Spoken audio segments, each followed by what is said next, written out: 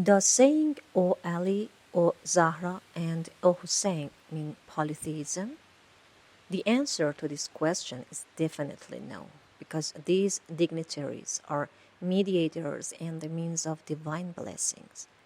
According to the hadith of Saklain, which is valid between Shia and Sunni, the Holy Prophet invited Muslims to cling to progeny. Progeny is a means of conveying blessings and the source of divine goodness. Therefore, anyone who seeks good and blessings turns to these nobles. In fact, the Shia's appeal to this infallible family is according to the order of the Holy Prophet, and the Shia's reliance on them does not mean that they consider them equal to God, but rather they consider them as a means of divine mercy, because the Imams have dignity and respect in the eyes of God. Also, some people consider kissing and visiting the graves of prophets and imams as polytheism and blasphemy. In response, it should be said that if kissing the shrine of the prophet and his family means polytheism, then asking for blessings from the black stone and kissing the cover of the Quran must also be polytheism. Is the cover of the Quran something other than ordinary paper? In fact, this act is to honor, respect, and bow to the divine personality of those nobles, and it does not mean kissing a stone and iron, but means respecting the personality of the Prophet and his great family. Imam Jafar Sadiq and his high status among religious leaders. Imam Jafar bin Muhammad, nicknamed Sadiq, was born in Medina on the 17th of Rabi al-Awwal in the year 83 AH. Many leaders of Islamic schools of thought and great jurists, including Abu Hanifa, the leader of the Hanafians, had studied and been apprenticed to great imams, especially Imam Jafar Sadiq. The names of about 4,000 jurists and scholars who were students of Imam Sadiq have been mentioned in history. Malik ibn Anas, the leader of the Maliki sub-religion, says, "No one has seen, heard, and never entered the heart of any human being that someone has a higher position in knowledge and worship than Jafar bin Muhammad Sadiq." Abu Hanifa also narrated stories about Imam Sadiq and considered him the most knowledgeable person to solve the scientific disputes between people and thinkers.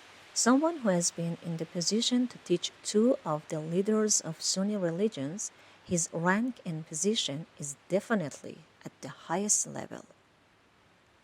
The opinion of the four Sunni Imams. The leaders of the four schools of thought, namely Abu Hanifa, Malik ibn Anas, Muhammad ibn Idris Shafi, and Ahmad ibn Hanbal, admit themselves that their fatwas are not revelations that cannot be contradicted. They have said clearly, "We are normal like other people and we make mistakes in fatwa. So if there are reasons that we have made a mistake and a hadith came from the Prophet contrary to our fatwa, discard our fatwa and refer to that hadith." So the leaders of the four branches claim that they did not issue a fatwa against the order of God and his messenger. If there is a fatwa that is against the laws of Islam, that fatwa has been forged in their names. And some people have done such things to create the division. Or the heads of religions have made mistakes in driving the verdict. For example, some people say Abu Hanifa issued a fatwa that shedding Shia blood is halal. Now, the question is, how can someone who was a student of Imam Sadiq say such a thing? Pay attention to these words of the leaders of the four branches.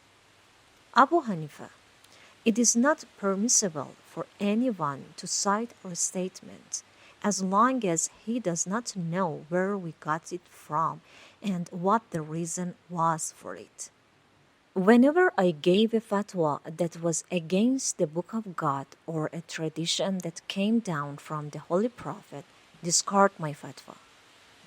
Malik ibn Anas, I am a human. Sometimes I understand correctly, sometimes I am wrong.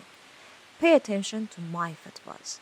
Take what was in accordance with the Quran and the Sunnah of the Prophet Muhammad, and leave what was not in accordance with the Quran and the Sunnah. Muhammad Shafi, whenever you see that I have said something and a narration contrary to what I said has been received from the Holy Prophet, know for sure that my intellect has made a mistake or has fallen into error. Ahmad ibn Hanbal, do not imitate me. Do not imitate Malik Shafi, Ozzi, and Thawri either, but cite the proof of your fatwa from what they cited. These leaders themselves have admitted that it is possible that false information will reach them, so it is natural that they have been mistaken. Invitation to unite. The criterion for the unification of the Islamic society is to faithfully follow the Book of God and the traditions and orders of the Messenger of God. While the enemies of Muslims have made detailed plans to destroy Islam, Muslims have disputes with each other, mostly over issues that are misunderstandings. For whom does this division benefit except global arrogance?